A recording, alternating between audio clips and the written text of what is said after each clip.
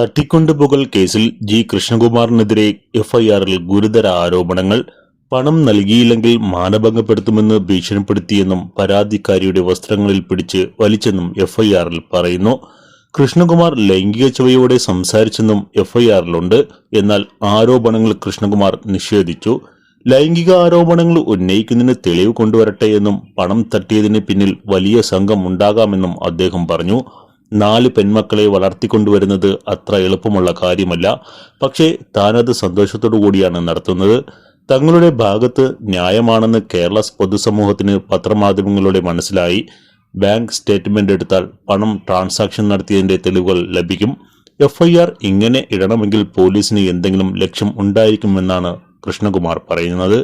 ജീവനക്കാർ കുറ്റം സമ്മതിക്കുന്ന വീഡിയോ കൃഷ്ണകുമാറിന്റെ ഭാര്യ സിന്ധു കൃഷ്ണകുമാർ ഇന്നലെ പുറത്തുവിട്ടിരുന്നു. സാമ്പത്തിക തട്ടിപ്പിൽ പരസ്പര ആരോപണങ്ങളായിരുന്നു നടന്നുകൊണ്ടിരുന്നത്. ഇതിനിടെയാണ് കൃഷ്ണകുമാറിന്റെ ഭാര്യ സിന്ധു കൃഷ്ണകുമാർ പുതിയ വീഡിയോ പുറത്തുവിട്ടിരിക്കുന്നത്. ദിയ കൃഷ്ണകുമാറിനും എതിരായി ജീവനക്കാരായ 3 സ്ത്രീകൾ കൃഷ്ണകുമാറിന്റെ മകളും നടിയുമായ അഹാന കൃഷ്ണകുമാറിനോട് തെറ്റ് ഏറ്റുപറയുന്നതാണ് പുതിയ ദൃശ്യങ്ങൾ.